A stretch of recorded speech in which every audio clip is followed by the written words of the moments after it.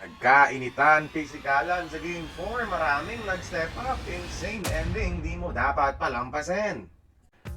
Game 4, a chance to go up 3-1 sa Pacers or tie the series sa Thunder. Mainit simula ng Pacers sa Haliburton from the logo.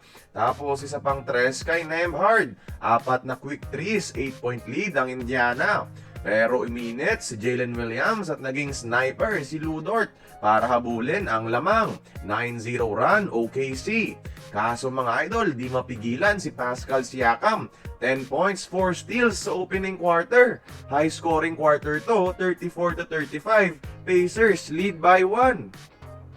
Second quarter, simula na ng pisikalan, Obi Toppin tinawagan ng flagrant foul. Tapos siya naman ang binigyan ng flagrant sa kabilang side. TJ McConnell, magic bunot talaga, pinahiya sa one-on-one si SGA. Back and forth, butata ni Holmgren, naging transition layup ng OKC. Lamang 6 Thunder, tough 3 ni Nesmith at nag-force ng offensive foul kay Chet.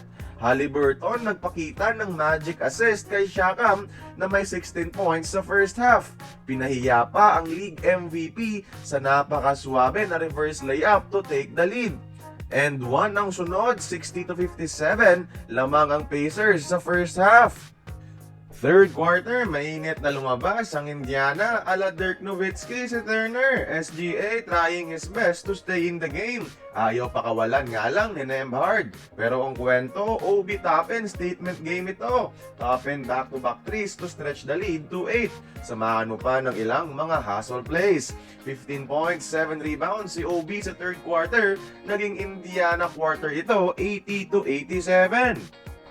Pero sa fourth quarter, nakahabol ang OKC dahil sa Big 3. Patas ang laro. Basically, nagkasagutan ng tirada bawat team. Pero mas nanaeg ang takeover ni SGA sa huling quarter. Nanalo pa ang OKC para tablahin ang serye.